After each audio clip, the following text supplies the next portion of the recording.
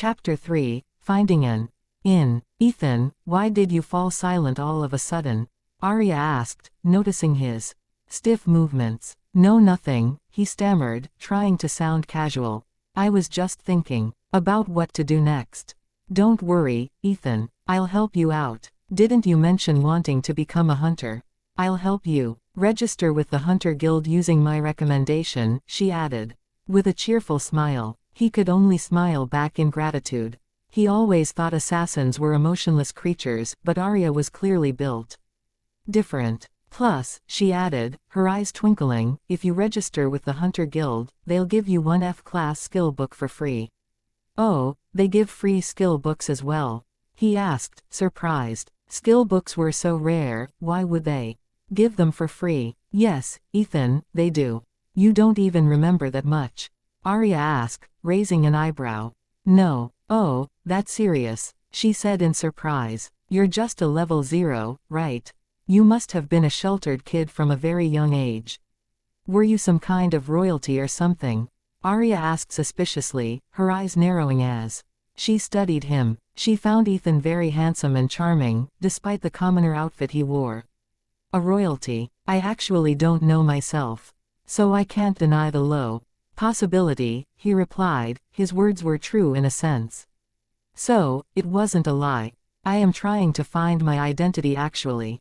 Arya looked a little concerned as she warned, but embarking on an adventure at level 0 is dangerous.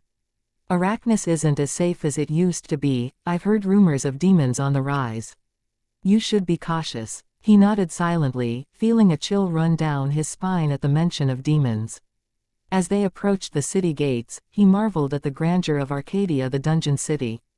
The walls were 50 feet tall and imposing, crafted from white stone that gleamed in the sunlight. Guards stood at the entrance, clad in shining armor and bearing the kingdom's crest. Halt. Everyone, line up and present your identification emblem. It's 10 copper coins each, a tall, imposing guard boomed, addressing the crowd outside the gate. Hey, Arya, will they let me through?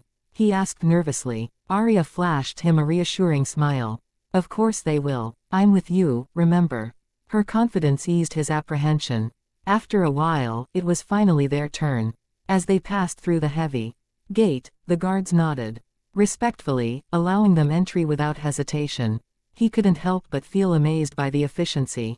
He. Arya couldn't contain her amusement, letting out a mischievous laugh as she noticed his stunned expression. Embarrassed by his reaction, he quickly composed himself. It was obviously because of Arya's silent influence. Inside the city, the streets were bustling with activity. Merchants called out to potential customers, hawking their goods from colorful stalls. Children ran through the streets, laughing and playing. The buildings were a mix of old and new, with ancient stone structures standing alongside modern, intricately designed houses. It was a vibrant, lively place, and he felt a sense of belonging he had never experienced before. Hey, Arya, is your quest complete? Wanna go for a dungeon dive today? A muscular man interrupted as they passed by. Yes, it's all wrapped up, Gerald. As for the dungeon dive, maybe another time. Take care, Arya replied cheerfully. Arya, is he your new boyfriend?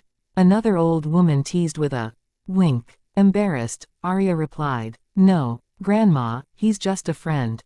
See you later. She waved off the teasing remark with a laugh. Hey, good day, Arya. Good day. Good evening, Arya. Good evening to you too, Matt. Better hurry home, or your mom will come after you with her trusty pan. Again, Arya teased with a playful grin. Many passers-by greeted Arya with warm smiles, and she responded in kind, her own smile genuine and infectious. He couldn't help but be astonished. Was this how people interacted here, creating such a warm and welcoming atmosphere? It stood in stark contrast to the loneliness he had endured before, perhaps the suffocating atmosphere of his previous life, where everyone was engrossed in their own affairs, contributed to that sense of isolation.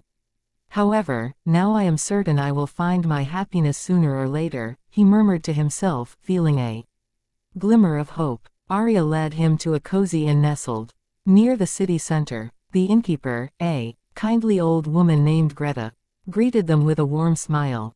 Hey, Arya, how have you been? It's been a while since I've seen you. Have you forgotten about this old lady already? Greta teased, affectionately. Ha ha, you jest, Aunt Greta. How could I forget you? Look, I'm right here, Arya replied cheerfully, her smile revealing pearly white teeth that shone in the warmth of the inn. I can see that, dear.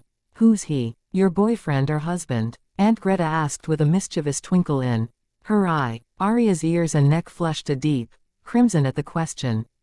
Aunt Greta, you can't stop teasing, can you? Arya replied, trying to act natural, as she fixed her loose silvery hair with slight arc. Ethan was left speechless at the scene. Why did everyone assume they were a couple? Innkeeper Greta chuckled softly. All right, I won't tease you anymore. What can I do for you both today? Composing herself, Arya answered. Aunt Greta, let me introduce you. This is Ethan. He could be considered as my new friend. He needs a place to stay. Can you see if there's a room available for him? Price is not an issue. Hello, Aunt Greta. Ethan awkwardly introduced himself, raising his hand for a handshake. But Aunt Greta stood there with no reaction whatsoever. Instead, a frown etched her face. Did I make some kind of mistake? Ethan wondered.